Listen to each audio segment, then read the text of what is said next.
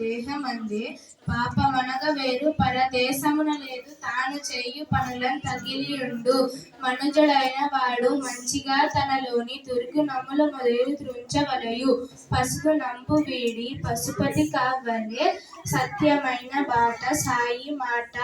మనసు నందు మంచి మాటలందు మంచి పొడమకున్న